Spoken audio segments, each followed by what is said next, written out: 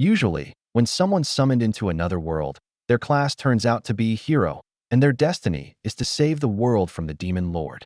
But Oda Akira isn't that kind of guy. He's the kind of person people forget is even there. His quiet, unassuming nature, though, turns out to be his greatest strength. Because when his entire class gets swept away into a fantasy world, Akira slips easily into a new role, one nobody expected, the silent assassin. Our story begins on a stormy night. Somewhere in the darkness, an assassin was on a mission, his blade ready for blood. But then, a chill ran down his spine. He felt a presence behind him, a presence so silent, so suffocating, that his instincts screamed danger. When he turned, he saw him, the silent assassin. Realizing escape was impossible, the assassin drew his weapons and attacked. Needles flew through the rain, but Akira's body moved faster than sight. He used a skill to evade them, leaping down from the shadows. Their blades clashed on a rooftop, sparks flying between raindrops. In a single motion, Akira disarmed his opponent, but the assassin quickly drew a hidden dagger and lunged. Yet the moment the blade should have connected, Akira vanished. A heartbeat later, he appeared behind him. What followed wasn't a fight, it was a dismantling. Akira broke his leg, stabbed his elbow, and before the man could even scream, his own blade returned to finish him. With the threat eliminated, Akira moved swiftly into the mansion. Inside, his target slept peacefully, unaware of the shadow closing in. The silent assassin raised his blade, ready to strike. Then time seemed to rewind. We go back to before Akira ever came to this world, in an ordinary classroom. Students were chatting and laughing. Tsukasa, the class president, was busy with his paperwork, while the kind-hearted Shirori helped others with theirs. Nearby, Asahina noticed Akira quietly reading a light novel. Nane sneaked up behind him and asked what he was reading. Without looking up, Akira said he just read whatever he could find for free. Nane asked him to recommend something good next time, then left. To Akira, conversations always felt like mini-crises, but the real crisis was just about to begin. Suddenly, Akira's phone glitched, and a glowing magic circle appeared beneath the entire class. In an instant, the room was gone. When they opened their eyes, they were standing in a grand castle. A voice echoed, and an old man appeared, telling them the king wished to speak. Before long, he introduced himself as the ruler of the Retais Kingdom, the largest nation on the human continent of Morrigan. He explained that the kingdom was at war with the demon lord, and that only a hero summoned from another world could save them. Akira's mind went blank. He'd read this exact setup in countless stories, but never thought he'd live one. To identify the hero among them. Each student was told to place their hand on a magic crystal and silently think the word status. The first student tried it and got the class animal trainer. The second, Yuki Disenchanter, another one Tomoya, got knight. Shirori turned out to be a healer. The old man explained that everyone could see their own status without the crystal as well. Nanes checked and got wind mage. Curious, he asked Akira about his. Reluctantly, Akira replied that he was an assassin. But when Akira looked at his stats, something didn't add up. His numbers were far higher than anyone else's. His skill Conceal Presence was already maxed out. Finally, Tsukasa, the class president, stepped up. When he touched the crystal, the words, "Chosen Hero," appeared, and everyone cheered. It made sense. Tsukasa was smart, athletic, popular. The old man praised him, noting that even at level 1, his attack power was double that of ordinary people, but Akira couldn't focus. His anxiety grew as he realized his own stats were far beyond even Tsukasa's. Something was wrong. Not wanting to draw attention, he quietly activated Conceal Presence. Even Nanes, standing beside him, couldn't sense him anymore. When everyone finished, they were escorted to their rooms for the night. Still cloaked, Akira followed at a distance. On the way, he noticed something hidden in the ceiling, a small orb. A surveillance camera. His suspicions deepened. The king was hiding something. But what Akira didn't know was that someone had already sensed him despite his concealment. In his room, Akira found a set of clothes and basic supplies. Deciding to investigate, he slipped out into the night.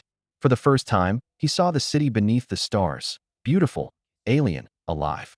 He scaled a tower and used his concealment to eavesdrop on the king and the princess. He heard the king ordering her never to let the heroes near the royal archives, lest they learn too much. After the princess left, Akira considered assassinating him right there.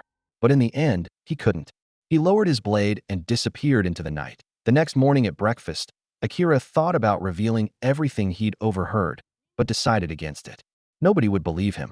Then Tsukasa stood up, announcing that since they'd already been summoned, he wanted to grow stronger and defeat the demon lord. The others agreed without hesitation. Akira couldn't believe how blindly they trusted the king. Later that day, they were introduced to their instructors, the Knight Commander, Saran Matrai, and his vice, Gillis. Saran informed them that in 1 month, they'd enter the great labyrinth of Cantonin. Until then, they would train. But while the others sparred, Akira slipped away to gather more intel. That it didn't take long before Saran found him. Out for a walk? He asked casually. Akira froze. His concealment was still active. How could this man see him? Saran smiled and explained that his eyes could perceive heat signatures. He assured Akira that he wouldn't report him to the king. Curious and cautious, Akira asked why. Saran sighed and said it was complicated. When Akira admitted he wanted to learn more about this world, its magic, its skills, Saran agreed to teach him.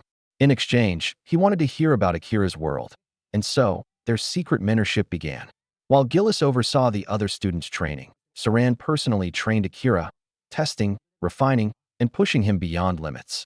One night, Gillis confronted Saran, annoyed that he was spending all his time on Akira. Saran revealed that Akira's concealed presence was maxed out, a feat only achieved once before by the first hero. Gillis was stunned. Right then, Akira entered, holding an old book. He handed it to Saran, explaining he'd found it in the royal archives. When Saran opened it, he smiled faintly. It was one of his own, disguised as a cookbook. Inside were encrypted plans for a coup. Saran's expression turned grim. He told Akira that the king was trying to rewrite the world's laws, a pursuit that would demand unimaginable sacrifice. But the knights owed a blood debt to the royal family, leaving Saran powerless to act. Akira then confessed that on the night of their summoning, he'd tried to kill the king but couldn't go through with it. Saran commended him, saying that sparing a life was the right choice. Even if his class was assassin, he wasn't bound to kill. Akira felt a strange relief.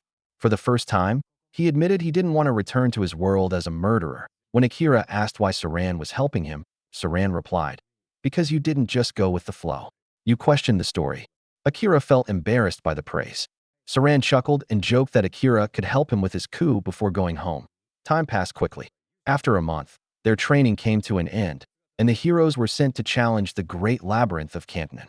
The people of Retis gathered to cheer them on, but Akira felt a piercing gaze from the crowd. He followed it and found a cloaked girl glaring at him. When he asked why, she replied coldly that heroes knew nothing of the sacrifices made to summon them. Then she leaves, saying to find her after he discovered the truth for himself. Inside the labyrinth, the group fought hordes of monsters. When one student accidentally triggered a trap, even more enemies flooded in. Akira urged retreat, and Saran agreed. Channeling divine power into his blade, he unleashed a flash of holy lightning that carved a path for escape. But as they fled, another horde appeared. Remembering the smoke bomb the princess had given him, Tsukasa threw it to keep the monsters away, but instead, it summoned something far worse, a towering minotaur. When Akira and the others arrived, they found Tsukasa wounded. Akira rushed in, dodging the beast's attacks and striking its neck, but his dagger shattered against its hide. He fell back, barely landing on his feet. Tsukasa tried to stand, insisting he must protect them as the hero, but Akira stopped him. "We've trained for a month," he said. "You're not alone anymore." Tsukasa faltered, burdened by guilt. Akira quickly ordered Yuki to use her dispel magic on him. When she did, a dark curse broke free from Tsukasa's body. Akira shouted, then ran to Saran. "It's time," he said. Saran smirked, drew his sword, and raised it high. "Then let's end this." He called upon his divine skill, lightning's flash, striking the Minotaur with a blinding surge of power. And as the monster's body convulsed in paralysis, Akira vanished into its shadow, activating his own skill, shadow magic. And from that moment on, the silent assassin finally embraced his name. That wraps up today's recap. What do you think about this episode? Drop your thought in the comment. And if you liked this recap, don't forget to like, subscribe, and turn on the notifications so you never miss the next one.